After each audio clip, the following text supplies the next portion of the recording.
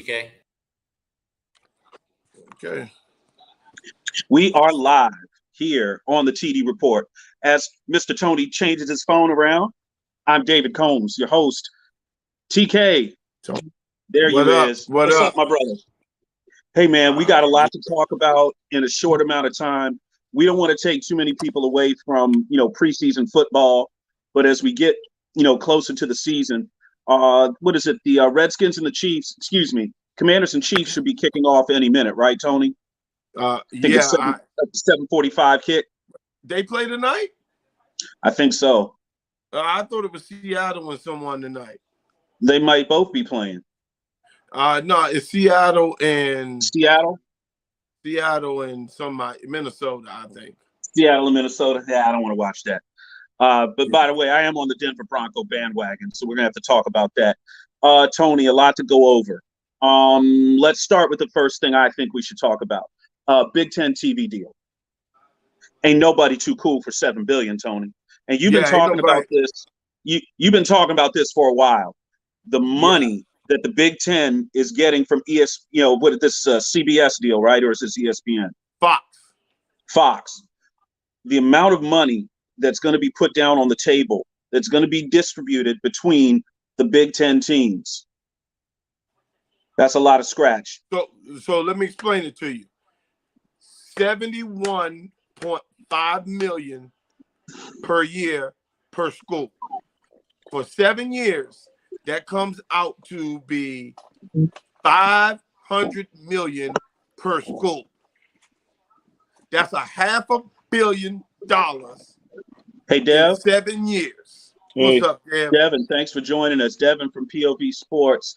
What do you think? You could do a little something with $500 million, right? Oh yeah, the Big Ten, man. That's why everybody was tripping off UCLA and USC. They ain't no dummies. They smart, man. And let's look at the larger picture, everybody. This isn't just to let football survive. These athletic departments as a whole, from top to bottom, have to run. They are large organizations, even these smaller schools in these larger leagues. What's the smallest school in the Big Ten? Northwestern. A school like a Northwestern. Yep. They still have to have the staff to run that athletic department. But where's Northwestern located? Chicago, a large market. So let me bring it to you from the bowl experience. When I worked at a bowl, our job was to get the biggest media market teams so that you can make more money. Now, what the Big Ten has done, never seen this, it will never happen again. They have taken the number 1, the number 2, the number 3, and the number 4 TV markets, and they have put that into their conference. Now, let me pull it to you on this thing. When we were younger, Sunday, you would go to church, and you probably make it halfway through the 1 o'clock game because our country was, everybody was in church. But the NFL has found a way to take Sunday away from your religion. They're trying to do that now on Saturday with the Big Ten. Yep. Smart. Smart move. Devin, you've got sophomores, juniors, and seniors that have potential college futures.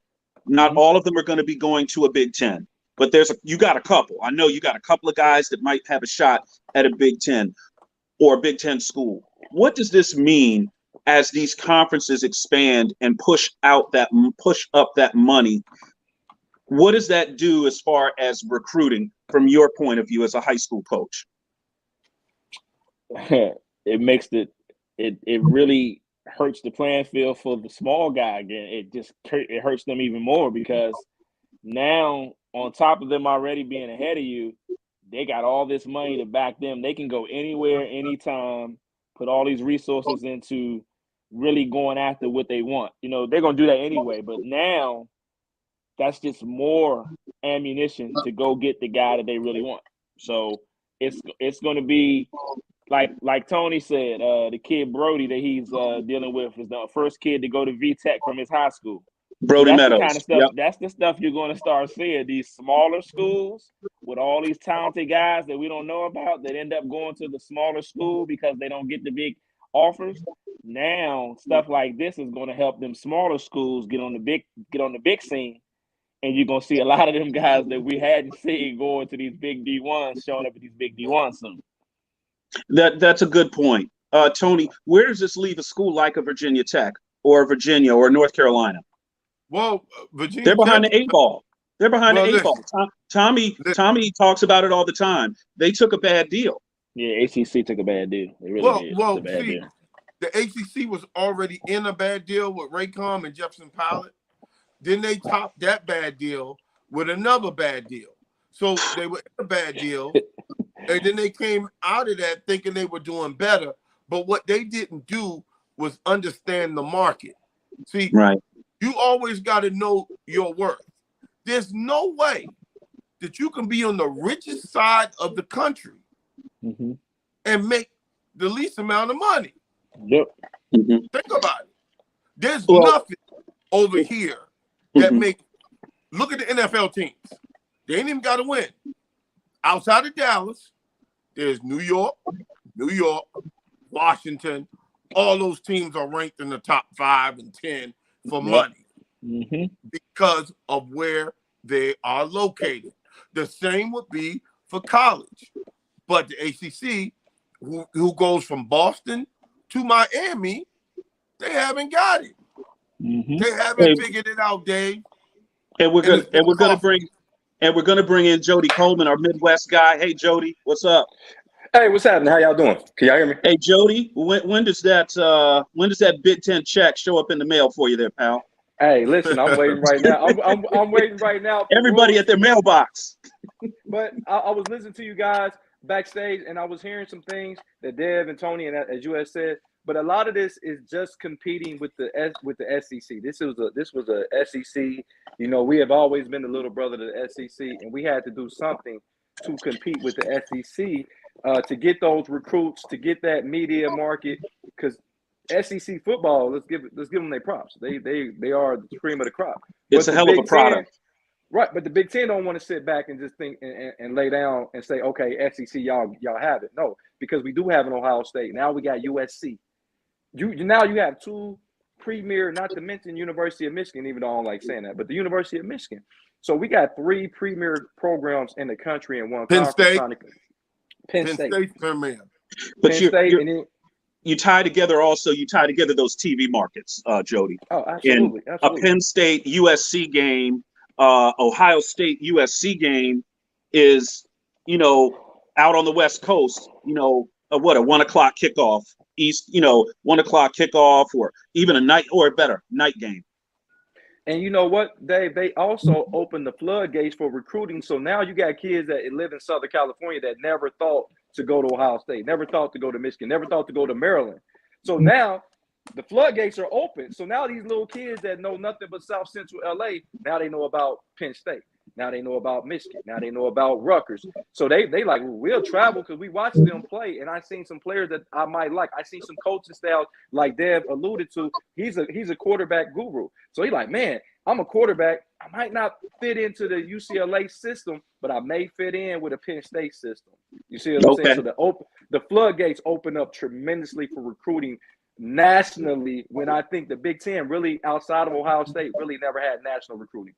Hey Tony, who would love to hear Jody say that? Newt Rockne.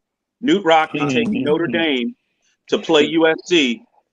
That was people thought, why would you ever do that? Taking that Midwest product and then taking it out to the West Coast. It helped take Notre Dame to the next level. With that question for the panel, where does that leave a Notre Dame? Out of the money? They're greedy.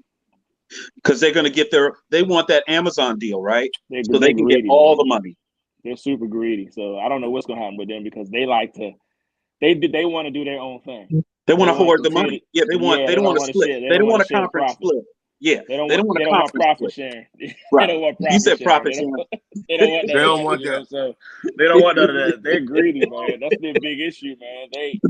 And I'm gonna tell you, I love Marcus Freeman. I think he's going to have them right around the college football playoff as they've been every year. I think he's dynamite for them. I think they're going to play for him. I think he's going to recruit well. But again, the brass over him, they're greedy. They're greedy. But you know what, Dev? Marcus Freeman is actually a good friend of mine. From Dayton, Ohio. He's from Wayne High School here. Get him on the show. I'm gonna Get him on the show. I was out at the draft and I found out on the way home that he was out there with Cal Hamilton. And I was like, dang, I missed him. But anywho, I agree with what you said about Notre Dame. But Notre Dame, they'll play for Marcus. I think they play for the coaches previous to him. But I think the problem is with Notre Dame, they're not setting themselves up to win a national championship because they don't want to join the conference.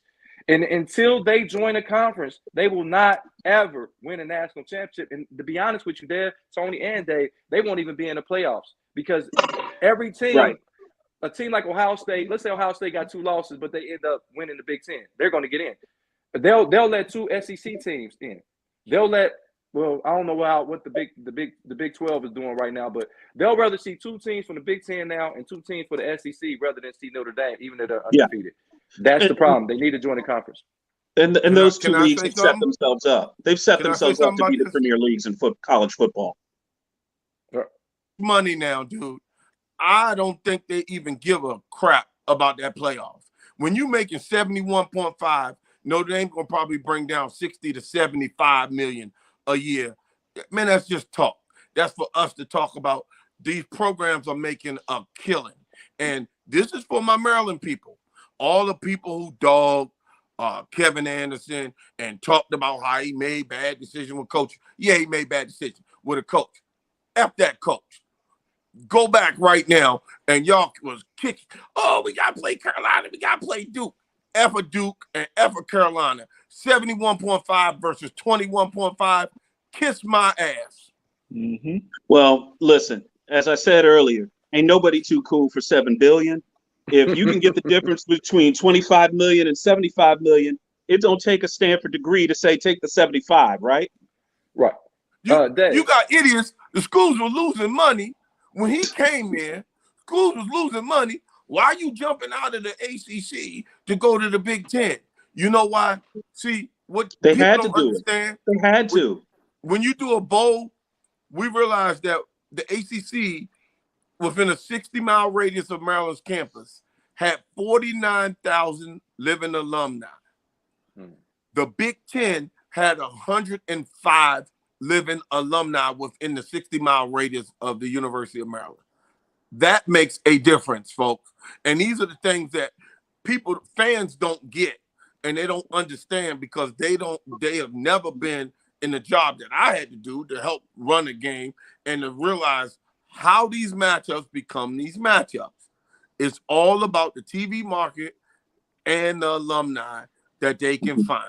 That's why Miami is always going to be relevant because of the TV market. I mean, just pull up the TV markets. Here's the top TV markets: New York, Rutgers, Los Angeles, UCLA, and USC. 3, Chicago, Northwestern, and Illinois. 4 is Philadelphia. That's Penn State all day. There you go. The top 4 TV markets are in one conference. And they got a school, right? They've got school. They've got at least one school in all 4 of those markets. Sometimes 2. But you know what? This goes to Dev. This question goes to Dev. And I know we talking football here, but we are not taking out the aspect of basketball when it comes to the geographical landscape of this move. Now we open up the floodgates for college basketball. So now the Calipari's of the world is not going to keep getting those guys at Kentucky because once again USC can become relevant. We forget how much a blue blood UCLA still is. Regardless if they won anything, they haven't won anything since 95, but they're still considered one of the blue bloods. And now that they come to the Big Ten Conference, who is not really known for basketball, I'm a Midwest guy. We're really not known for basketball. Let's be real. So now that gives them an opportunity to be known more for basketball. So let's not just think that this is just a football move. This is a across the board move. And then if you look for the West Coast in wrestling, which the Big Ten is known for, we're known. Iowa is a perennial champion in wrestling. guess what? Now those kids on the West Coast will get some notoriety because of those teams. So it's just not a football move. This is a across the board move. When I talked about budgeting and how a school will have enough money to have every single sport with a full complement of NCAA allowable scholarships, there's many schools that don't have in all their sports. Now, football and basketball, they're going to cover. Let's ask the football guy. How many scholarships for a Division I football team total? Is it 55? 75 57. It's 57. It's 57, right? for 57. Division So One it's Double 57. A. Yes, And it's two extra. It's two extra. They have two what you call hardship that they can give out. Okay. Yeah. So 55 normal and then two hardships. So 55 normal, but you got two hardships, which makes 57. Basketball for men is 11, and basketball for women is 13. Mm-hmm. There's some 13 for schools. women. The women get more. Yes, the women get they two more scholarships. That Title That's 9. Title right? IX, gender equity. Title 9 Right. thing. Yeah. Yeah, because the only sport in Title IX that's analogous to football, because of that 55 scholarships, the only sport that's even close for women's is Right, women's volleyball. soccer. Or Mhm. soccer. Women's soccer. Yeah, soccer, volleyball, one of those two. But the hard part is for swimming, gymnastics, baseball to be fully funded in every single sport, to have the full complement of scholarships. I think baseball is like 11 scholarships, 11 full rides. I think swimming it's is about exactly 11. It's exactly 11. it's 11, right? Yeah. And Wow. you cannot give any less than 50% now. You used to be able to give 25% scholarships and spread it out among 22 guys. Can't do that anymore. Nope, You can gotta be only half. give out a half a scholarship. That's the smallest you can give, right? It's the minimum. So Yep. a lot of times I remember talking to a women's softball coach, and she said, listen, I haven't given out a full ride to one player in like 4 years. I got to spread the money out. Mhm. I just don't have enough bodies. So the question is going to be at the next, NCAA General Conference, when they determine the sizes of these scholarships that can be allowed, are they going to expand these and allow some of these sports to carry more players? Mhm. That would allow the NCAA to give more opportunities. Devin, I'm making a commercial.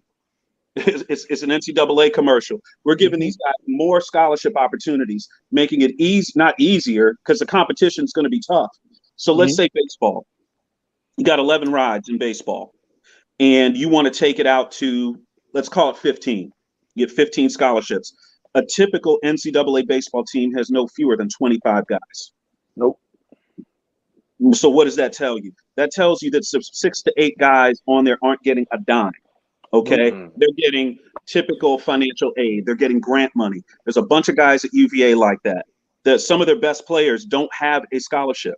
Okay, because it's easier for them to say, I'll just go to the financial aid office. I'll get grants, maybe even some student loans here or there. I'll walk out of a $60,000, $50,000 a year school after 4 years, and I'll owe 20 grand. You got a $250,000 education for $20,000. Look, that type of shit right there, I ain't got to sell to you, because that sells itself. True. Did you Okay. guys see real quick? Did you guys see last week at the Ravens game where Locksley got both kickers on scholarship? Excellent. That's Love that's a direct Kevin Anderson effect. When I have love you it. ever known two kickers to be on scholarship? Two. Usually And, one. and, It's very rare that your punter and your kicker are on full ride. That is super rare. listen, Super these rare. guys and gals in these scholarship sports, they work their ass off. Okay, there's no question. They work their ass off out there. When I was at the SID's office in Virginia, I had to cover the sports I had to cover was women's soccer and women's tennis. Okay, those ladies was out there working, guys. They was working just as hard as any other team. Women's basketball, men's football, it didn't matter. So you look at a sport like tennis. Most of those guys don't have scholarships. Most of those gals do not have a ride. Okay, mom and dad have to pay for that, or it's just the opportunity to go to a college and play Division One tennis. And it's even tougher for the HBCUs as we kind of talk about where they fit into all of this. A lot of guys that get recruited in certain sports think they're going to get that full ride to Ohio State. Now, that ride's not coming. But here's Howard University. Here's Hampton. Hey, look, we got a ride for you here. Okay, but it's a half. You want it. Nah, I'm going to try to walk on. I'm going to have my parents pay full price. I'm going to try to walk on somewhere. Take the half a scholarship. Get on the team. You're on the team. Take the half ride. Take the shot at, listen, you're not just a walk on, you're a recruited walk on. We know who you are. We need you here at practice. Take those opportunities. Tony, you've been big about trying to get kids opportunities for years. What about kids that turn down shots at a quote unquote a lesser school? And by the way, I don't want to insult anybody's school. I'm just saying, under D1, the ones that play on TV, doesn't matter if you're on TV or not. You're getting a partial ride. You're getting a chance to play. Well, in your sports like football, it doesn't really fucking matter where you go to school because them fools gonna find you. In football, they're gonna find you no matter where you are.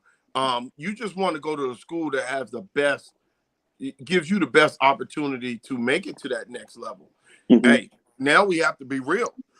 NIL deal, how far is it away from home? You're talking major or whatever, however you want. NIL deal gonna come first, dog. Let's be real. And then the rest of the stuff is gonna come and fall in line because you got to be able to have that money to get some of these players. And for some of these players who might not want to go to UVA or Virginia Tech, they may want to go to ODU and JMU, where they can play right away. Go. I'm not mad at them. Go do what's best for you. If That's you're gonna what I tell them. I would never want to hear of a young man or young woman turn their nose up and say, you know what? I wanted to play softball in college. I wanted to go to Maryland. Couldn't go. Bowie State offered me a full ride and I didn't take it. What? You did what? A full ride? A 50% ride and you didn't take it? Man, they got books at Bowie State like everywhere else. You take exams, you can get a good degree, you could become a doctor. All right, coming from Bowie State. Why would you turn that down? Mm-hmm. As expensive as schools are. Am I wrong on that, Jody? What do you think? But you know what, Dave? I coached basketball here in one of our elite programs called Thurgood Marshall. I had a kid that came in with 6'8" kid. I'm not gonna say his name. 6'8" kid came in, was on everybody's radar, but he wasn't on North Carolina's radar, that's where he wanted to go. But guess what? The University of Dayton really wanted him. University of Dayton is the top 30 program in the country. They're a top 30. They're look them up. They're top. They're legit. Alumni. So his sophomore year, he said, "I'm not going to take that." I mean, they was ready to lay out the red carpet for him. Didn't take it. He bet on himself. Okay. Didn't get to play his senior year. So they still end up having a scholarship for him at the University of Miami of Ohio. Okay. Didn't take that. So now the kid, because he listened to outside influences, the guys at the barbershop, the guys that thought they were better than what they were, but he didn't listen to his coaches. He didn't listen to people that was in college that had done it before, like myself and other coaches on the coaching staff was trying to tell him, like, hey, take what you can get, because at the end of the day, you need that piece of paper. And now he's struggling to get to school now because he bet on himself and listened to people that hadn't done it before. So anybody out there listening, man, like Dave said, Dev and Tony has said, alluded to, it's not just basketball and football at these major universities. If you can play, they're going to find you. John Thompson, Hall of Fame coach at Georgetown, used to talk about this, and God rest John's soul. He talked about how the high school coach, where the kid goes to school, is being pushed out of the conversation or the influence, or at least being able to talk to the kid's parents or talk to the kid. Hey, listen, I just had some recruiters in here talking about you. I think you really need to talk to these people. Just talk to them. And John talked about that all the time, especially in the years before he passed on, about how the high school coach gets pushed out of the way for the travel baseball coach, the passing league coach for football, or those are the types of outside influences we're talking about. Now, listen, if my son were on that level where he's looking at to play baseball at Stanford or Vanderbilt, I've got good people around me. I've got former high school coaches that have coached high Division I players that would give me good advice. Hey, Dave, I don't think your kid is a D1 kid. I think he's probably better off going somewhere another level down if he wants to play. His academics are up here. His baseball is a little below that. Okay, that at least tells me as a parent what I've got, because I don't make a bunch of kids that are ball players. Most parents only get one kid that can really play, and you only have that one chance. Now listen, if you're the Curry family and you've got two sons and they can both light it up, you can mess up one of them. He didn't mess up Steph, but you could mess up one of them, and then the younger one comes along and you could do a better job because, hey, I've been through recruiting before. Now I understand what I'm doing. Devin, do you run into that? With high school as far as football, do you feel like the high school coach is being marginalized? No, not with the staffs I've coached with, because we have a great track record of putting kids in school. Since 2019, we've had 36 kids get scholarships. That's 21 D2, 21 D2, 12 D1, and 3 D3. We've had a couple junior college kids that went but didn't like it and decided to go another route. That's understandable. It's a little bit different there. But I had a kid, he's at Arkansas Pine Bluff now, starting slot receiver. And in 2019, after the championship game, he was offered a full ride to Howard. Okay. And Coach Larry Scott offered him a full ride, and he didn't accept it. He's a smaller kid, fast, 5'9", 5'10", 160, soaking wet, but can flat fly. He didn't take it. COVID hit. And when COVID hit, his scholarship kind of went away, because when they opened up football again, Larry Scott had like 7 transfers that wanted to play slot, and all of them had experience, and all of them were a little bigger and just as fast. So when he went to accept the scholarship, it wasn't there anymore. So he just so happened to get blessed that Arkansas Pine Bluff had 2 guys that decided to opt out of their scholarships, and he got on. And last year he went out and scored about 5 or 6 touchdowns, and he's going to start this year. So it worked out for him, but it's not that way for most. When you don't take that offer, I think VMI was the other school, and that's a tough offer. The discipline there, he wasn't going to be able to handle that discipline there. He wasn't a great kid, but he just wasn't going to be able to handle what was required there. Now, he was going to take it because he wanted to get the free ride, but Arkansas Pine Bluff came in on the midnight hour, called us, asked me what about him a little, and I said straight up, the kid's a baller. I said, he's going to do everything you ask. He'll hit the weight room hard. He's going to run. He's going to do whatever you want. Anything you want him to do at that position, he's going to do it. And he's going to lead.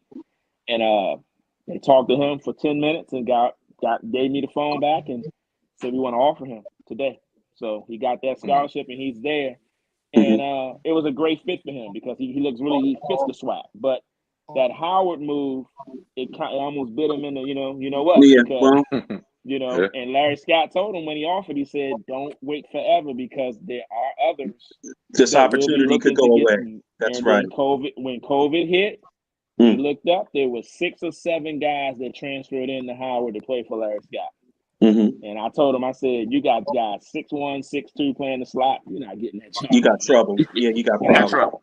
You got trouble. But it does happen. It does happen. Okay. So thank you for that. Let's shift gears a little bit. We're about midway through the show here on the TD Report. I'm your host, David Combs, here with Jody Coleman down below. We got Mr. Tony over here, and cat a corner for me. We've got Pistol Spread Offense, Devin Mason of POV Sports. Let's talk a little NFL football. Dun, dun, dun, dun. So, have we been looking at our odds with the Cleveland Browns? What happened to the Super Bowl odds with the Deshaun Watson appeal coming down? He got hit with 11 games. Ouch. Come on, Jody. My resident Browns fan. I'm gonna go ahead and say this, and I'm gonna step away from being a Browns fan for a moment. I'm gonna be an NFL fan for a moment, and I think the move was the right thing to do. Okay. I think it pleases both sides. It pleases the NFL Players Association. It also appeases some of the fans. Some people think he should have never played football again. I mean, we have those. And Cardale comes in looking like the golden child by making this decision by coming in harder than the person that he hired. Okay. Yeah. But from the perspective of the Browns and their football odds, if I'm a betting man, which I'm gonna go place my bets up in Indiana, I'm still gonna put a lot of money on Cleveland. And I'm gonna tell you why. It's because now Cleveland's gonna focus more on what they should have been focusing on. Period. We know that we can run the football. We know that we can defend. So guess what? Nick Chubb gets more carries. He's pretty much the best offensive player we have. Let's not act like we don't have Amari Cooper on his team, which Tony alludes to all the time about how great a guy he is when it's a third and 7, 3rd and 8, he can get you a first down. And let's stop acting like Jacoby Brissett is chopped liver. Jacoby Brissett is not a long-term answer for you, but in 11 games, he can go 6-5. So my thought process is if anybody takes their money off of Cleveland, I mean, not saying we're going to go to the Super Bowl with him or without him, but if you think the odds have changed, you're really not a true fan of this league because players step up. And this is where Cleveland going to have to step up, and they're going to have these other guys that thought they weren't going to have a lot on their shoulders going to have to step up. Kareem Hunt needs to throw away. If he want to be traded, go get traded. But if not, and everybody keeps talking about the Jimmy G situation, I don't think we need to do it. And I'm going to tell you why Cleveland don't need to get Jimmy G. Jimmy G does not need to go to Cleveland for the simple fact is if we would have got him at the beginning of training camp, it would have made sense. Jacoby Brissett knows his offense. He understands his offense. And he's going to be a stopgap. We know he's not going to be the guy. We know that. He knows he's not going to be the guy, but he's playing for him another contract right now. So I believe that Cleveland still has the same opportunity that they had if Deshaun Watson was in uniform. For the simple fact is the AFC is going to be knocking each other off regardless. And it's going to get down to who can run the football. We already know everybody can throw it around the yard, but Cleveland on the offense and defensive line, they're still one of the top in the AFC. So Cleveland still has the same opportunity they had even with Deshaun Watson not at quarterback. Devin Mason, same question. What do you think about this Browns team without Deshaun Watson for the first 11 games? First game eligible for Deshaun Watson will be Houston Texans. Yep. That ain't going to be pretty, by the way. The NFL going to have to get some more security in there. It's games in Houston too, isn't it? They got to get some more massage therapies in there though too. No love lost.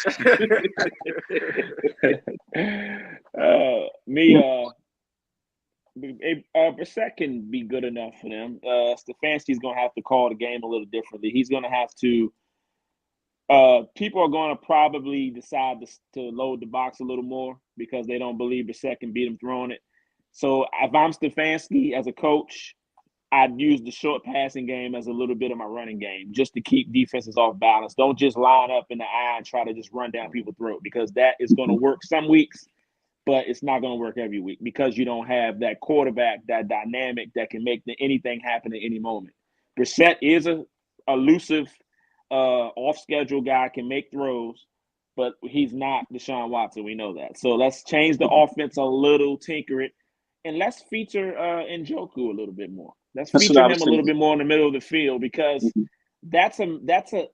is the new hybrid tight end, that big physical basketball player kind of body that can run, has great hands, is physical, and all the other, you look at the better AFC teams. The Chiefs have Kelsey. The Raiders have Waller. The Bills have Knox. Yeah, Waller is a monster. He's really good. The Chargers have a good tight end. I can't think who he is, but I forgot what his name is. They have a solid tight end, and they've got big receivers like Mike Williams and Keenan Allen that can also slide over and be a tight end if they need to be. So Baltimore Ravens got Andrews. Right? Yeah. Yep, The Ravens Mark got Andrews.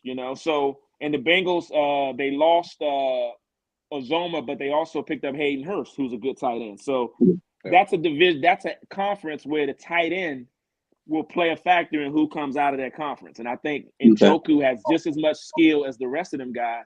I'm saying the Browns just don't feature him enough. So I think that'll be something. I think like Jody said, they can go 6-5 with Brissett. That D-line salacious, and they can run the football. And they can. If they go 6-5, guys, if they go 6-5. Actually, you know what? Forget 6-5. If they go 5-6 in the first 11 games, I'd consider that a win. That's a net win. Hold on. Dave, let's not underestimate the fact that last year the NFC North was 10-7, Cincinnati Bengals winning at 10-7. Yep. Let's not act like people are going away winning these divisions like 12. They're not going 13-4. Nobody's doing that. No, nobody's doing that. I don't think there's a team in the league strong enough to go 13-4. Even with a weak division. I just Maybe the don't maybe see the it. Rams. Maybe the Rams. No, I think maybe I the think there's Packers. I think there's one that No. nobody's talking about, and nobody's gonna say it, but I think it's one that no one's talking about. Who? New Orleans Saints. No way. Yes, Not way. not with If not Alvin with Tampa. Kamara doesn't get suspended, and Jameis Winston was 5-2 last year with 14 touchdowns and 2 picks. Now you add Juice Landry, Chris Olave, a healthy Michael Thomas. You go out, you get Honey Badger at one safety. You got DeMario Davis, Davenport, Cam Jordan. That team can win 13 games. They own the Buccaneers. They own the Buccaneers in the regular. Own them. They do. They do. Bananas You're right. can. I know that. I think they were 5-2. Are they 5-2 in the last They're 7 against the 5-1. Bucks? They're 5-2 Five. and 4-0 against them in the regular season. They lost to them Yeah. one time when Breeze last game in the playoffs. That's the only time the But- Bucks have beaten them. But Because Dev, Breeze's arm fell off. let's there you did. But I understand what you're saying about that. But Jameis Winston has just to show consistency. He loses teams he's not supposed to lose to, and He was that's going to be the 5-2 problem. last year, though. He was 5-2. That- He was right. looking really good before Before he got hurt. blew And the who knee did- out. Yeah. And who did he lose to though? He beat the Green Bay Packers going away, and then he come back and I believe he lost to I want to say the Giants. The Giants, yeah, the Giants played their best game of the year that day. Give them credit, Yeah, they did. they actually- Danny Nichols Right. played the best So- game he played the whole season. Might be the best game of his career, That's my dude. point. Might be the best game. That's my But point. also, Jameis Winston didn't have all his weaponry, and he was still winning games with average receivers last year. They didn't have no receivers last year. Honestly, None. when they came to DC, oh man, what they Yeah. did That- here wasn't right. I told people Jameis Winston is a wild card. People want to throw him under the bus. And I kept saying, go look at the Buccaneers offense with him versus their offense with Brady and how different it was. They did not allow him to use the tight ends. Nope. They did not They- allow him to use the backs. It was always Handcuffed him. push the ball downfield, throw all them low percentage throws that get through sometimes. And when they don't, you throw picks. Now, Yeah. Sean Payton dummied the game down, had him throwing the ball to the backs. And I'm going to tell you, if 41 doesn't get suspended, which he probably won't, if 41 is in uniform, the New Orleans Saints are the sleeper in the NFC because no Wow. one's talking about what they bring. They bring a lot of pieces that no one is talking about. I mean, I agree with you, but Jameis, and I'm always been a Jameis Winston fan, even when he was at Florida State. But once again, the inconsistency as an NFL quarterback, and sometimes his gunslinging ability sometimes hinders him. He has a lot of guys that underneath guys like getting Juice Landry, getting Michael Thomas back, Alvin Kamara. He has no true down the field threats on that team. Olave Chris is going to Olave have is to. a down. He's going to have to Yes. be that guy. But even being an Ohio State fan and watching him, he really wasn't our down the field guy. Garrett caught more down the field. Wilson Garrett. Wilson Garrett ain't gets Wilson. down the field. Chris Yeah. Callaway can run from Tennessee. He Yeah, got I'm not- downfield plenty times last year. They gave And I'm up. not saying that they can't, but I'm just saying with Jameis Winston right now, he's going to have to beat teams that he's supposed to beat, and that's the Okay. only way they're going to go 13. Can I go back to the AFC, please? My Go ahead. AFC 4. Chargers, Chiefs, Ravens, Bills. Only changed it because what they did to Watson. If they would have kept Watson at 6 games, I would have replaced the Browns and the Bills. Those are my 4. And out of those 4, I hate to say this. Kansas City. I'm trying to tell you, man. For some reason, Kansas City is loaded. Kansas City might have gotten better, but They Kansas did. City, they might have gotten better. They might not be as explosive or exciting, but they might have gotten better. You don't know Actually, they may people be don't more. understand the difference when you don't have to push the ball to one guy. Now it's like now I can really be me. I ain't got to please nobody. Everybody's going to eat. That's the difference now with the Chiefs. Is Tyreek Hill won't be sulking, crying, throwing me under the bus, looking at me because I didn't throw him the ball. Now I can feed it to anybody at any time. Kelsey's going to get his touches, but then I got all these other weapons. And then on defense, the stuff I did on defense is just no one's talking about that. Dunlap, another edge rusher. Karlaftis.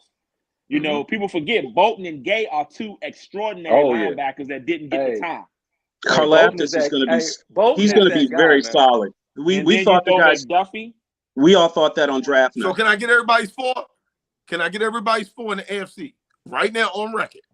AFC 4. Chiefs, Bills. I'm gonna go Raiders, man. I gotta say, I believe in the Raiders a little bit this year. I don't know why. Wow. Raiders, and Out of that division.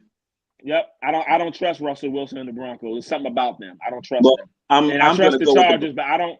It's something with the Chargers. I want to pick them, but I don't know. It always seems like something happens injury-wise with them that really kills them somewhere. On They're the overrated. offensive line, They're overrated. they got a lot of talent. Talent is there for sure, but they don't put it together. My fourth team will probably be the Ravens. I just think Lamar Jackson and that defense is going to be tough to deal with. And I will say this. I know they traded A.J. Brown, but the Titans are still dangerous. They play great defense, and they can run the football. I think so. You know, as much as I hate Tannehill, he doesn't have to be great for them to win that division. That division isn't great, so he doesn't have to be great. But he stinks. If Henry stays fully healthy last year. Yeah. Well, they should have played Foreman in the playoff game. The Bengals wouldn't have beat him because he was running wild. They kept Jody, what's Henry your back on fourth? the field. Give me your fourth, Jody. Hey, I'm gonna go ahead. I don't care what happened with Watson. I still think Cleveland is a cream of the crop in the NFC North. So I got the Cleveland Browns. I have Kansas City Chiefs until somebody dethroned the Kansas City Chiefs. And I'm gonna go on a limb. The Indianapolis Colts. Oh my God! Watch out for with Matt Ryan. And let's stop talking about the offense. Their defense is the top 3 defense in the league. They have a top 3 defense in the league. They got the DeForest Buckner, who gets no respect. DeForest Buckner gets 0 respect out here. That guy's one of the top 5 D tackles in the game right now. Then you got Leonard, who is probably the best weak side roam linebacker, whatever you want to call him, in the league. And then Shaquille. Shaquille. Then you add Stephon Gilmore. We act like this guy just fell off the planet. We forget. And then I got the Buffalo Bills. So those are my 4. Dave. Out of the AFC West, I think the 2 teams that are going to come out of there are going to be the Chargers. It's going to be the Broncos. That's my take. Wow. I've got to go with the Broncos, man. Because listen, Russell Wilson, his persona, his psyche is taking a beating from Channing Crowder on the blogs. Just call him a square and everything. So I got to show the man some love, man. Who is Channing Crowder anyway? Go ahead. Exactly. So he's funny, I'm gonna go. I'm gonna give the Broncos a little love, man. That wasn't right what he said about that boy, man. That ain't right. I gotta stick up for him, I man. saw you guys going back and forth on the piece I wrote. Yeah, because listen. Yeah, I had to give him. I got to stand up for his head back with Moose and all.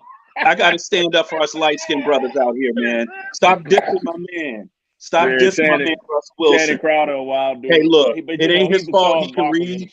It is not his fault he can read. Stop. Well, he's the Charles Barkley of the pivot. He got to do that. He's been he's got. Oh, I know it was a hot take. Off the Richter. I know that's what he it was does, a hot take. The other day he did. He does it all the time. That's what he does. Listen, but that sounds personal, man. Some of that stuff sounds personal. Like he mad because he couldn't get Sierra, bro. That's what it sounds like.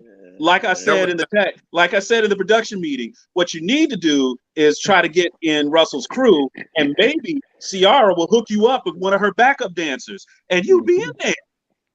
But he got a good looking wife. He good. He has a good looking wife. He good. Yeah, but that's what I'm saying.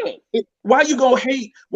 Look, if my brother gets a woman that's Ciara, I got to give my brother some love, man. You Good find for out you, the man. remedy. Yeah, you got to find out. I got to be happy for him. Yeah, You're supposed to be happy for your brother, man.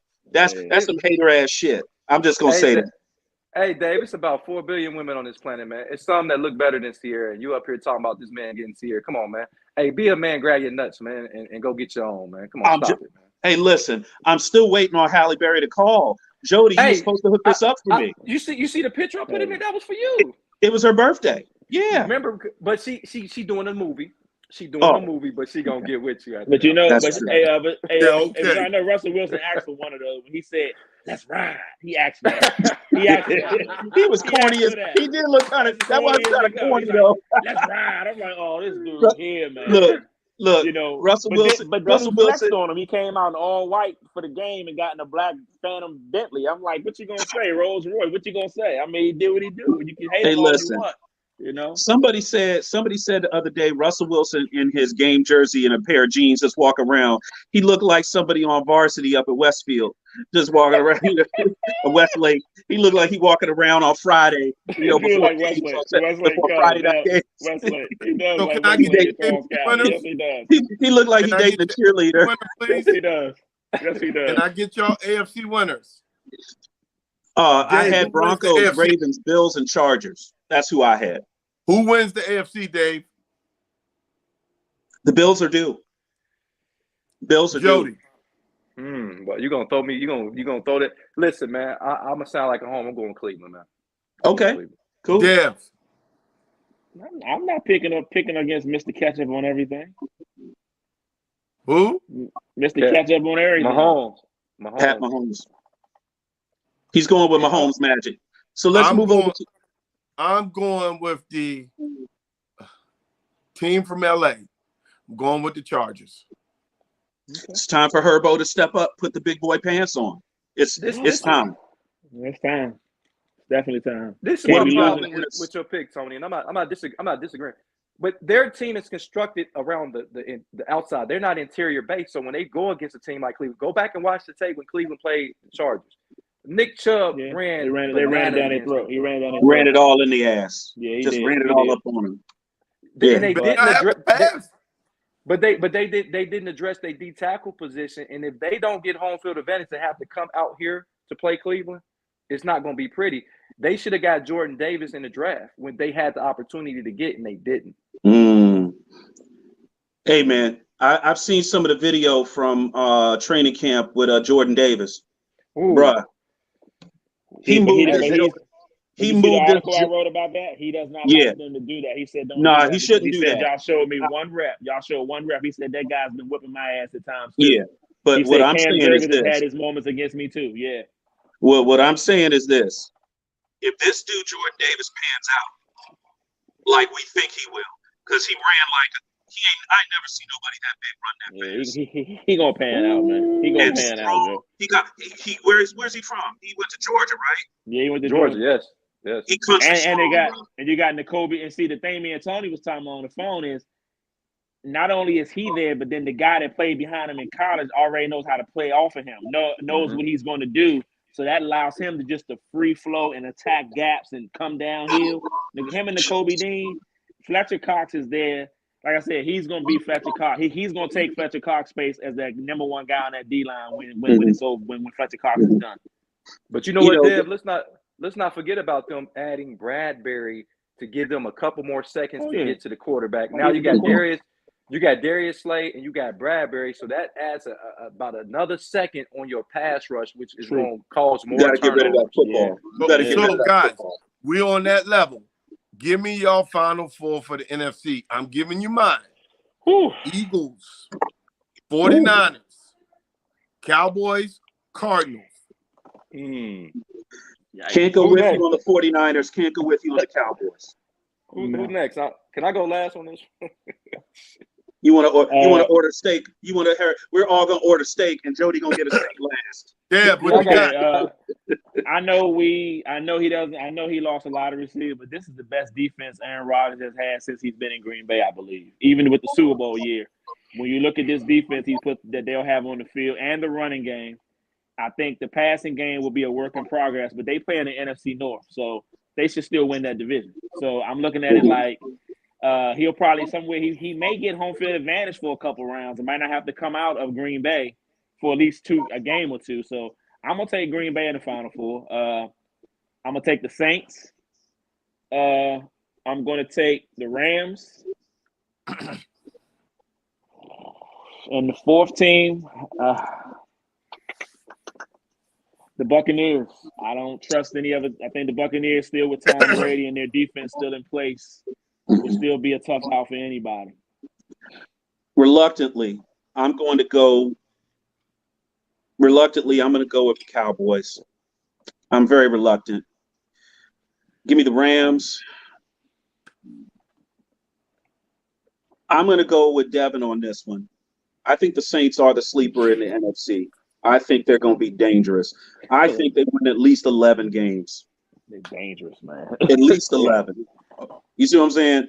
So if we're playing spades, I'm taking 10 books and a possible. Okay, because I got the big joker over here. I really think they got a good season. They got a good season brewing. And let me take the Cardinals. Give my man Kyler Murray some love, man. I know he out here. Watching game tape right now, as we speak. I'm gonna go with the Rams. I think the Rams are still the cream of the crop. Adding Bobby Wagner, a guy that playing behind Aaron Donald. I mean, come on, man. That's you gonna still be got fun. Jalen Ramsey, and then the defensive coordinator still got Rockma. Still, did I say his name right? They still got him there, and that Raheem Morris. Raheem Morris. He should be a head coach somewhere. He'll be a head coach I got next the year. Rams. He'll be a head coach. He better be. I got to go with the Rams. I'm going with the Buccaneers until Tom Brady retires. I'm gonna go with the Saints. I like what you're talking about with the Saints. And that fourth team is got to be the Packers. And the reason why I'm going Packers is because, like you said, they should win that division going away. They're going to get a couple home games. And I think those receivers, after getting baptized in the media, I think they're going to mature very quickly. They got baptized in the media, so I think they mature very quickly. And they're like Cleveland. They can run the ball, man. They can run the ball, man. They got two great backs, and they got a great line that they can. If Bakhtiari's healthy, Green Bay's different. He's the key. Who goes to the Super Bowl in the NFC? Just give us the championship games. Just give us the championship games. AFC championship games. Give me Bills against the Browns. AFC championship game.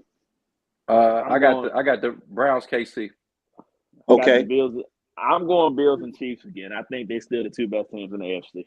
If it goes Bills Chiefs again, count me down for 20-piece wings, extra fries, and extra beer. Yeah. No, because that's going to be just some of the best football ever. That was the best game last year. That was amazing. I got one. It's going to be Chargers at Ravens. Wow. Ravens at Chargers. That's a rematch. That's a rematch. Yeah, it's a rematch of an opening round a couple of years ago. Chargers win. And they had they had Lamar Jackson's number. Well, the problem was they played him 3 weeks earlier, and they didn't show their hand. Lamar didn't expect what they did to him the second time. They were smart. They said, we're going to see this team again.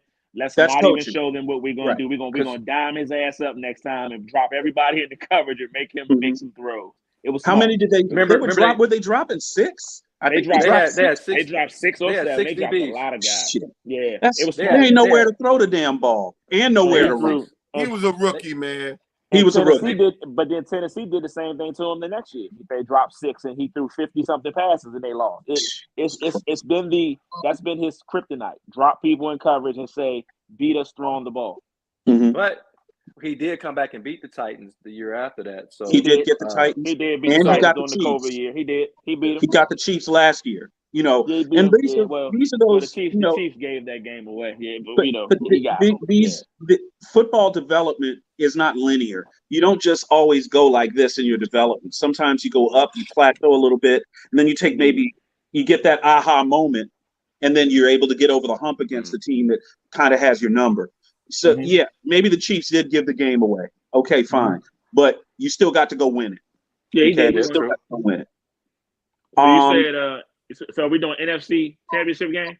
Championship game NFC. Who's going to go Rams Buccaneers first? Who's going to say that? I'm going to say Rams and Saints. Ooh, that would be fun. That's a rematch of the one where the Rams cheated, where they got cheated. The Saints got cheated. Like, the Saints got cheated. Yeah, Saints got cheated. Yeah, they still could have won it. They still mad about game. They could have won. They still could have won it overtime. They could have won it overtime. Definitely. What you got on that, Jody? NFC. I got the Rams and the Packers. I think Rams and the Packers. I like it. I think Green Bay's defense is underrated, and they got Alexander coming back. They got an All-Pro Campbell in the middle. People don't really talk about him being All-Pro, and they got Gary on the edges. They got Smith on the edges. So yeah, I like them. Tony, they got Big Boy in the middle too, don't they? Snap. They got the guy from UCLA. I think from UCLA. Kenny I Clark. got Kenny Clark. I got the Cardinals at the Cowboys. Cardinals win because Kyler Murray's undefeated in the state of Texas. Lifetime. Man, Come on. he's Tony crazy, he's man. I tell undefeated. you, man. He's Yeah. undefeated in AT&T. Lifetime. Well, he's undefeated anywhere in high school. He's never lost. High He never school, lost in high school, college. but he yeah. never lost there in college either. No, he won. But he won what? Big 12 championships in there, didn't he? 2 of them. Yep. Yeah. That's right. Yeah. Yeah, you don't want him. You don't want him running loose on that turf, buddy. I You ain't saw a gonna catch highlight him. of that dude the other day. They were down 28-6 going into the fourth quarter, and he scored 4 times in the fourth quarter of a high school game. They won. They came back and beat Westlake. Westlake, not Chop Liver, Westlake man. is they're a monster. Man. There are some people in Texas that have been around a long time that say he might be the best high school player to ever come out of the state. That's almost blasphemous because you're discounting Earl Campbell. You're discounting, you know what I'm saying? Some big Vince Young, Drew Brees, Vince Young, Drew Brees, Bobby Three Sticks, Andrew Luck. I mean, these are some Johnny Football. You are literally talking about some big name guys that were in high school. Drew Brees in high school. If Boobie Miles don't get hurt, he may. Hey, Boobie Miles. Hey, Bubba, so hey, you listen. guys, if my father was alive, if my father was alive and he's from San Antonio, he would swear that Bubba Smith is the best high school football player he ever saw. And my father saw him play. He probably threw people. Where did Bubba play at? North Texas? No. He played. Oh, Bubba Smith played at Michigan State. Michigan State. No, I think about the movie. My fault. That movie. Bubba Smith played. Here's the deal. Bubba Smith wanted to play at Texas, but in those days, he was a little too dark. You know what I'm saying? Right. So wasn't Dexter Manley from Houston? Yeah. Yes, I think so. Yes, the prize bowl. There's some dudes. He went to Oklahoma State. Bubba Smith was so dominant in high school. Okay, just so dominant. You know, my dad was like, I've never seen somebody do that. You know, I don't think we have anything in the DC area that's anywhere analogous to that. Somebody like a Darnell Dockett. I mean, where he was just rampaging through backfields. That's the closest I can get. I coached against that guy, man. Yeah, it was like literally, Jody, if you see his high school highlights, I'll send them to you. Turning Darnell Dockett loose on Montgomery High School football, Montgomery County, is like putting a full-grown Rottweiler on the field with some Bichon Frisés. That's how it looked. What's the name was close at Damascus. I will say that. The kid that went to Clemson, right? I seen. No, that guy was a monster. You know how good Douglas is. Every year they gave Potomac hell. I watched him in a scrimmage picking Douglas linemen up and throwing them across the field like they were rag dolls, and these weren't little kids. And he walked up to the Douglas coach and said, "I'll do that to you too." Let me tell you something. Chase Young was pretty damn good. Chase Young was a dominant player too. He was dominant. Chase Young was dominant. He was dominant in high school. I got somebody from here in the Midwest y'all may know. Daniel Wilkerson used to do that here. Oh, yeah. Big Daddy. Oh yeah, Big Daddy. Big Daddy Daniel Wilkerson at Dunbar High School. He was Big Daddy. He was on my brother's football team, and my brother said he had never seen. He thought that was a grown man playing against him in the 9th grade. So I'll give you another name. I'll give you another guy from Ohio State. Go ahead, Dave. Alonzo Spellman. Good guy. I had people that talked about him in high school. He was a problem. That played basketball against him and was like, "Hey man, ain't nobody more physical than that. That dude's a monster." He said he shouldn't be allowed to play high school basketball because he'll kill somebody out here. At least in football, the guy was like, "At least in football, you got pads on." He was scared. That dude in college was no joke. So I'm a vouch for my guy, and I know he's a linebacker, but I ain't seen nobody dominate 3 years of high school football like Navarro Bowman did for Suitland. I ain't seen it. Fuck freaking grown man from 9th grade. When he walked into school, Coach Lynch said to us, we're going to win something before he graduates. Got 2 before he walked out the door. And this is his 9th grade. He ran for 1,500 yards and had almost 200 tackles as a sophomore. 1,500 yards and almost 200 tackles as a sophomore. Hey, I know we look at Marcus Freeman as a coach, but he was a god here. as a linebacker for Wayne High School. He was a god here. That guy. Only why he didn't get to the league when he went to Ohio State is because he had a problem with his heart. Because he was drafted in the 5th round, He's and a good player. Marcus Freeman. How about some love for a local guy from here, the DC area? How about PG County, Sean Merriman? Lights out, baby. Ooh, Pepco. lights out. Yeah, Douglas Pepco. High School. Lights out. You're unblockable. Pepco said your account is canceled. Your lights out. Let's not All talk these about him. players I y'all lost to him a talking couple about times. Let's not talk about him. I nothing- lost to him a few times, please. All these players I'm talking about has nothing on the one player that was on the Wheaties box, Chris Spillman. Chris Spillman. He's a high school legend. I mean, Yeah, Chris Spillman. he's a high school legend. I mean, He was a problem. tackling machine. You He was a know, problem. Box. he was on the freaking Wheaties box, man. You know what? I mean, what do you do with that? You know what I'm saying? I mean, you could say, "Hey, I did this in high school. I did that." Hey, man, I was on the Wheaties box. What's up? Right. Yeah, Tony, what you think about Yeah, Tony? Man, you discussion. talk about this. What's the name was really good. What's the name was really good at DeMatha. He just Who? didn't pan out at Penn State. Shane Simmons. Yeah. It was okay. I mean, I thought was it Brett Wilkerson that went to Penn State? I thought he was going to be really good, but he's a bit, maybe a little undersized. You know what I'm saying, on the D line. Probably had to move him out to backer, to move him to outside linebacker. But a good high school player, very, very good high school player and well recruited. So, Jody, here in the DC area, before the Big Ten, moved into the area with, adding Maryland, Penn State was just basically could pull pretty much any great high school player out of Maryland public schools or out of the WCAC that they wanted in football. Okay. Right. Yep. Not so much in basketball because they're not a basketball school like that. But literally that was what their pipeline was. They could just come down here and get a player that they really, really wanted. If he was a top 5 or top 10 national guy and Penn State was interested in him out of the state of Maryland, more often than not, they would get him. And who they send to do their dirty work? Larry Johnson. Listen.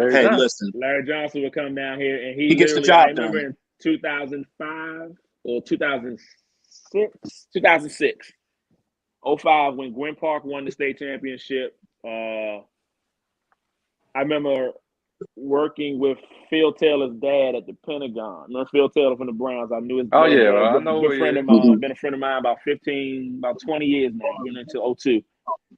And at the time, Phil and Marvin Austin from where's Marvin at? H.D. Wilson?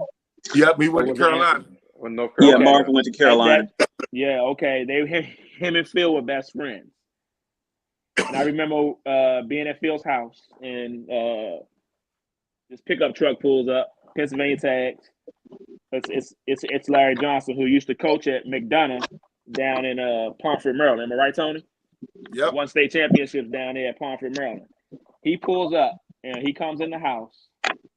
He's talking to Phil's dad and mom. I'm sitting over there, I'm listening. And he's telling me, we ain't just coming in here to get 2 or 3. We're going to get the 7 of the top 17 players in this state are coming with me back to Happy Valley. And I looked at him and I said, are you for real? He said, Friesian can't out-recruit us in this area right now. He just can't do it. He said, Friesian is telling guys they won't play to their junior year. That's the first knock. You don't do that. Not when these blue chippers. You got to give these guys some hope that they can play right away. So he left out smirking. 2 weeks later, Phil Taylor, Navarro Bowman, AJ Wallace, Derek Williams from Roosevelt, BJ Walton from Lackey. He did it. Defensive end that played for the Bills, that played at Mount Hebron. The guy that rushed the passer, kind of undersized, but was really good at getting sacks. He played for Mount Hebron. He's a teacher now in Baltimore. Can't think of the kid's name. He had his draft party at the old sidelines in the Boulevard, y'all. Remember that? Bar Arrington spot? What is that guy? Aaron Maven. Oh yeah. Oh, I remember Aaron Maven. Yeah. Hey, don't forget Tony Logan L. He did that with him too. Okay, so and then he also got Darius Butler from Westlake. Yeah. So those 7 guys, 8 actually, were in the top 22 players in the state. As a matter of fact, Derek Williams was the #1 player in the nation, and he got Derek Williams. Phil Taylor was the #1 ranked lineman on the East Coast. He got him. Navarre Bone was the #1 ranked inside linebacker from here to Florida. He got him. And he said it that day. He said, we're going to take everything that Maryland think they're getting, we're getting. And all them kids signed the same day in there together at different times in different places. There's a big flip screen of all of them at their high schools signing Penn State's letter of intent. And I said, that is a recruiting haul if there ever was one. Yeah, I thought Phil Taylor ended up going to Baylor. He was at Penn State first. He got kicked out for getting he into got a fight. kicked out. Yeah, I remember that. He Yeah, got into a fight at a fight. He went to Temple to hang out and got into a fight at Temple. He almost beat the dude to death for the dude messing with him. And Joe Paterno said, it's best if you leave. And the story is, he defended himself. The guy tried to get Buck, and he kicked his butt. Simple as that. But yeah, he ended up at Baylor with Robert Griffin before it was over with. Yeah. Bobby 3-6. Yep. And Josh Gordon. Yeah. Josh Gordon. So Kendall Wright. Yeah. Yeah. Corey Coleman. I don't want to get too deep into this, guys, and maybe we leave it for another time. Y'all can let me know. We need to talk about this Aqib Talib situation. We really need to talk about it. I think we should give it a good 10 minutes. What do you think? You guys got time?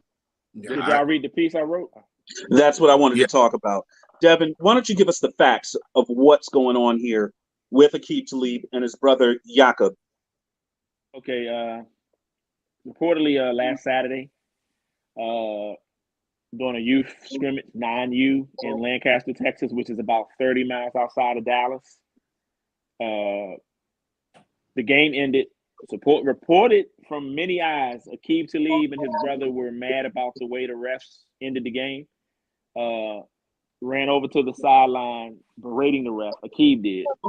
And I guess the coach that got killed was trying to help the ref get away to kind of like, man, chill. And then Talib reportedly, Aqib threw a punch at Hickman. Hickman, you see how big Hickman was. He ain't going to stand there and take that. He's defending himself. He's also the big, strong guy. So he's trying to like, okay, man, what is all this about? And before you knew it, it was a fracas, a melee, or whatever you want to call it. All you see is people being thrown around, and then you hear 4 shots go off. And supposedly Yaqub pulled the gun out, shot the guy, killed him, and then Aqib helped him get away. Talib just finished his career and just got hired by Amazon to do Thursday Night Football. Not anymore. Not anymore. And this isn't the first time. That's the thing. They have a track record. They got, in 2015, Talib and him were at the strip club, the V something strip club, and Talib reportedly shot himself. But there were 2 other people shot there as well. When they found Talib, he was in a park, inebriated, and didn't remember anything. So that was one story. Then in 2016, at another nightclub, they reportedly, the brother fired off some shots, and they didn't have enough info to ever really convict either one on anything, but they have a track record in Dallas. And this is like 30 miles outside of Dallas. So it doesn't look good for them. So that's the story. I don't know. Of course, Aqib's lawyer tried to diffuse it right away, talking about he was distraught. Yeah, he should be. They turned that into a situation it didn't have to be. They killed a man over a youth football game. Over, come on, man, just in front of his son, who may never want to do that again. Jody, when you think about this, and thanks for that, Devin, because I wanted to get the reporting right. I don't want to put anything out over our platform of us speculating or whatever. This is the news story. This is what happened. And Devin, thank you for that. Jody, taking a gun to a youth sporting event on your person, unless you're law enforcement or licensed to carry, this is a problem. There shouldn't be guns at youth games. Am I wrong on this? You're absolutely correct. And I just want to send it's emotional because I coached. A lot of us coached on here. We played the game. We all did. And I want to send my heart out to Hickman family because there's no place in that for that. Like we all are competitive. Tony played at the highest level. Dev coaching and playing, and you playing. I played at a high level in the college basketball, and I just felt like the competitive juices. I understand it, but to have a weapon where it's children at, and it's a kid's game. It's irresponsible. It's a kid. It's irresponsible to walk anywhere near a high school or youth field with a loaded weapon. And my I just don't think it should be allowed. and my problem is y'all made it about y'all, man. You had your career, man. You was a great cornerback in the NFL, man. You had your career, man. These kids, some of these kids are never going to have an opportunity because of you. Yeah. That's right. So I'm sorry if I'm getting emotional, but they're never going to have a chance because you want to be Billy Badass over some ref calls. It's a preseason game. Even if it was a regular, these are kids that at that level you should be learning how to play the game. We done all dealt with bad refs. We done dealt with bad refs. But what we're supposed to be, you was in the NFL. You were at the highest level. You won Super Bowls or Super Bowl. You took all this out of the hands of these kids that never will play football again, never would want to play football again. So I had whatever punishment comes to him, no disrespect, he deserved it. He deserves it. It, man. Tony, And I'm sorry, man. Yeah, I feel you. No, I feel you, Jody. And I appreciate what you're saying. I'm in 100% agreement. Tony, we're going to give you the parting shot on this. You've worked with youth in the state of Maryland now for football, as well as your crab ball, games for basketball. And your job and your life's work is getting these kids opportunities for adults to push into a kid's realm and basically take away part of their childhood like that. I know that has to hit at your heart. You're an educator, okay? Your wife is an educator. The safety and the health of these kids when they play, it means everything to you. Give me your parting shot on that. First of all, as black men, we gotta stop that crap about what hood you from, who you repping, what you repping, this and that. All that crap needs to stop. Because see, that leads to beefing on social media, which leads to parents trying to be all out here. Oh, I'm repping this, I'm repping that. And that leads to friction. Now, I wanna say this because us black folks, we need to start taking this and really start being hard on each other. We need to come up with a thing. And I said it the other day. We need to start for the school year. Let's do one of these challenges. Let's go with not killing our own people. Let's see how that work out. First of all, let's go with not fighting our own people in our community. Absolutely, that shouldn't happen. You're right. And this right here is the reason why that I don't deal with youth sports, because I already told you it was good. I look at people's Facebooks, and when they're talking about youth sports, these fools are out here with bandanas, turnover chains, all this crap, like they playing. The coaches, like they really playing. You know, just do like my mom and them used to do, like our moms used to do. Cut up about 20 or 30 oranges into fourths and bring them jokers out at halftime, man. I mean, it doesn't have to be an overall gigantic production.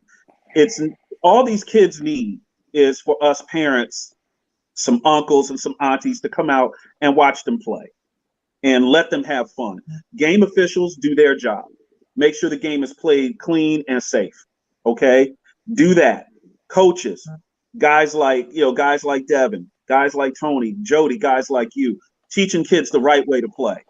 Whether it's basketball, football, hockey, it doesn't matter. But we've now seen bad actors happen. We had many years ago, we had the hockey father that killed, what did he kill? A youth coach or a ref? We had that happen. We've had football shootings. We've had basketball shootings over a kid's playing time for AAU and some book BS like that. It ain't right. It isn't right. It's not right, like you said, Jody, to take away from a child's childhood like that. It literally, Mr. Hickman's son watched his father die on that field. He might not ever play football again because that's those memories attached to his dad. You see what I'm saying? Some of my best memories growing up were my father coaching me. Okay? Probably wasn't great for my dad because I wasn't that great a player. But those are some of my great memories of my father. Okay? When I get to be old, I can talk about how great it was to coach my kid. We didn't win that county championship that we wanted. We came in second, but man, we had a good time. You know, we got hot dogs or hamburgers after every game. People would say, why would you do that? I said, you know, after a game when a kid is upset, my son wouldn't cry. He would just be like, Dad, can we get something to eat? Yeah, let's do that. You know, my wife would say, did you guys eat? I said, yeah. You know, he got to get his hamburger before he comes home. He gonna eat the spaghetti that you put in front of him anyway. He gonna eat both. But these memories that these kids get to have were just shattered and taken away from them. Mm-hmm. I didn't mean to end the show on such a heavy note, but I did feel it was important for the story to be talked about here on our show. Dev, what you got for me? Can I say one thing? Yes, I put please. up a post. It's your I put show. up a post yesterday. It hit me yesterday to say this. I put up a post. I don't know if y'all saw it. I said, when I coached youth football years ago, we normalized development, skill development, and discipline. And right now, I see nothing but dudes out here looking for wins and they building their own ego. It's not even real anymore. It's like dudes get these teams, and all they want to do is, I'm bigger. I got this kid. He's bigger than you. Who cares? You should be teaching the game, developing those skills. So when they get to high school, they can make a roster. They can develop into a better player and go on and try to do something and get a free ride. Too many of these dudes is focused on, oh man, I gotta get this dude and get this together so we can go win this championship. That's not important. You think them kids care about that? No, they don't. No, they don't. They don't. You're right. Them kids care about playing a game, getting their little snack bag at the end, running around. From Team Mom. You'll find them over on the side of the track somewhere, throwing the football up, playing throwback tackle while the other games are going on. They don't even care if they lost or won. You the one in your feelings, and you're a grown man. Get over it, man. Get over it. What you got for me, Jody? Man, last thing is I'm just gonna allude to what Dev had said. When we were kids, man, and we played the game, I met so many people where I'm from because of the opposing players. And then we get back. To this day, we'll meet up at a chicken place and be like, man, back in the day, man, you killed us. You had 30 points on us. Or, we talking about, we didn't care if we won or lost. I don't even remember we won or lost. You know what I'm saying? But it's all about, like, my son played high school football in Texas at Arlington High. And I know my son wasn't that great, but he had in his career about 30 catches, 300 yards, about 2 or 3 touchdowns. I didn't go down there and get mad because he didn't get to play. I knew it was a social experience for him. And we got to understand that 99% of these kids are probably not going to play another game after high school. Correct. So let them have their fun. Let them go have fun. Win or loss. Yeah, Deb, I know you won a lot of state championships. Tony, you done won a lot of stuff, and I'm pretty sure, Dave, you done won a lot of stuff. We done went to the state championship in basketball a few times here. But at the end of the day, it's about the memories. Yep. Because a lot of these guys are not going to play at the next level. It's only a handful of guys, football, basketball, whatever, is going to play at the next level. And what the Talib family did, he took everything away from every kid on that field, every parent on that field, every coach on that staff. He took all that away from them. Yep. And what we want to do, and Jody, it's that loss of that sense of community that we have. Tony, your sentiments are well taken. Let's take this show and, let's dedicate that to the Hickman family. This is just an awful tragedy, but let's just try to come together as a community and in small ways, do it here, right here for us here in the DC area. You're out in the Midwest, but listen, these kids, they deserve our very, very best. They deserve the best fields to play on. They deserve the best coaching that we can get them. And honestly, sometimes, and Dev will tell you this, Tony will tell you this, sometimes the best soccer coach you're going to get is somebody like me, the father that wants to do it and nobody else does. And, my son was like, I said, son, do you mind if I coach your team? Because I didn't know if he would want me to. And he said, Dad, I think we have a good team this year. I think we can win the county. I said, son, I don't know. But you know what?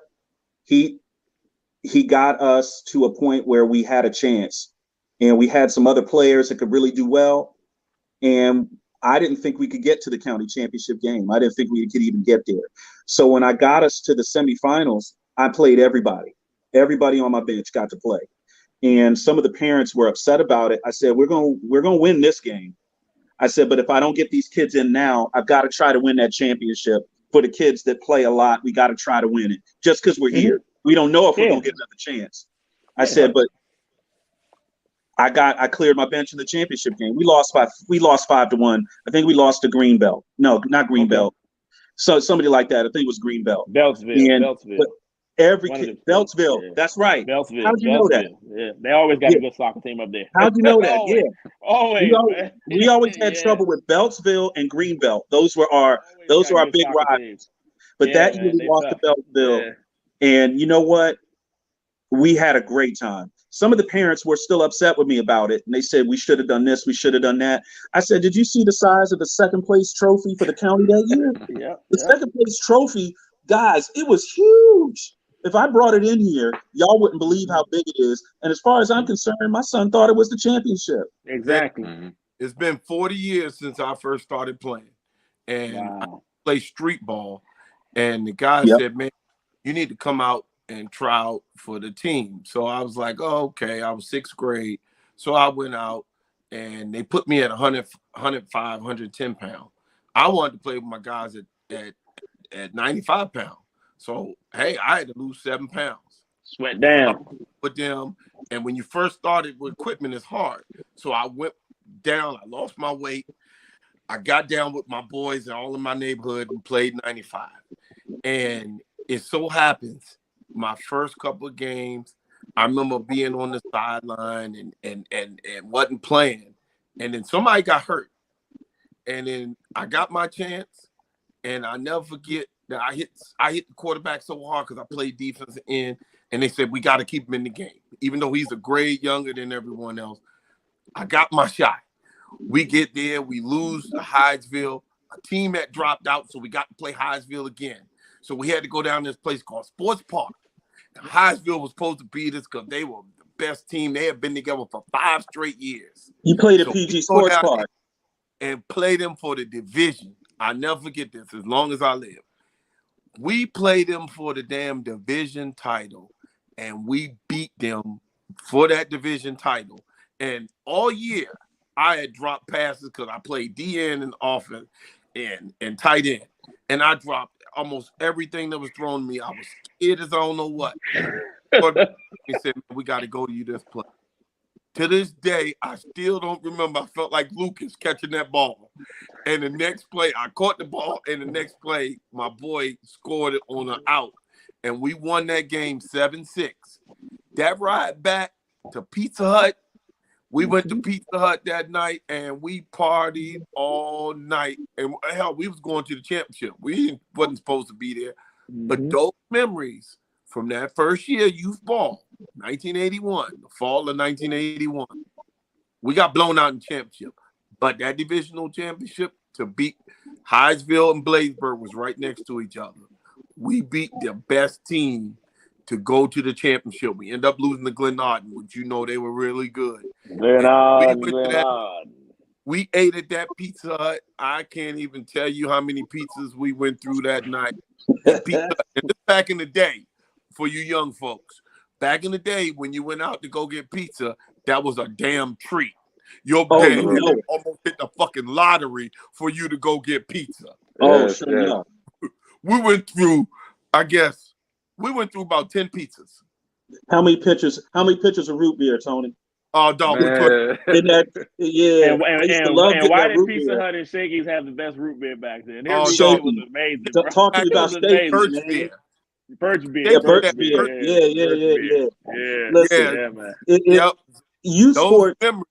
We could make youth sport so simple, Tony. We could make it simple. Oh, it was very simple, and that's why when Jody said what he said, that you stole those kids' memories. Yeah, you did. You made their dreams, and you turned their dreams into nightmares. Yep. And now these kids are going to need some psychological help. Oh, absolutely. Traumatizing, man. You know, when you grow up in bad neighborhoods and people talk about different things, those kids got PTSD, man. Yeah, they do. They got PTSD. And you just added to that. And that place among that football field was probably the only place that they probably didn't get berated. They probably They didn't see drugs. They didn't hear about guns. They didn't hear about. It was like their sanctuary. Their That's sanctuary. You ruined that. You Yep. ruined that for those kids. And everybody who is talk, oh, I'm in here for the kids. I'm in here for the kids. Bullshit. And y'all fools ain't in here for these kids. Y'all in here to post on social media about what you doing, what you think you can do, what I done for this person, blah, blah, blah, blah. I done heard it all, dog. Yep, If that's you right. really for those kids, put your money where your mouth is. Put your time where your mouth is. Go out there and really be for those kids and make it about them and not about your sorry ass. Because that's what and that's the reason why we don't talk youth sports on here, or I don't none of these youth people because I don't respect them. I don't respect any of them because I see the way they talk and the way they want to brag about this and that. And we just talked about it last week. If you're 14, if you're in 9th grade, go see Dev in high school, play JV or Please. freshman. Talk to the JV and varsity coach, please. Right. Yeah, right. man. Please do that. And So sick of seeing that. sadly, So sick most of of these these schools don't 14-year have teams, freshman man. ball anymore. You got to talk to the JV coach. Yeah, man. Listen. It's frustrating. We're going to jump off here. I want to All thank our guests. Jody Coleman from the Midwest. Thank you, sir.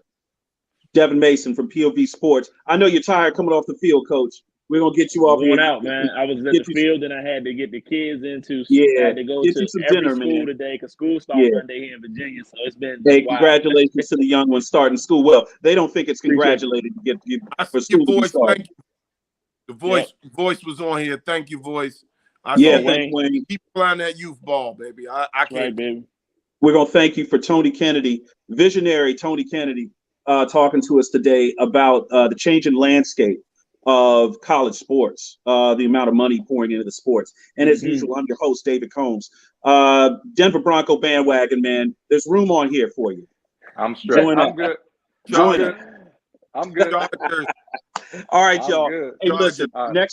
next week, Monday, starting Monday, we're going to be going Mondays and Thursdays here on the TD Report. We're going to talk about your Sunday games. We're going to lead you into Monday Night Football, and then we're going to talk on Thursday about the games coming up that week, as well as the Thursday night game of the week.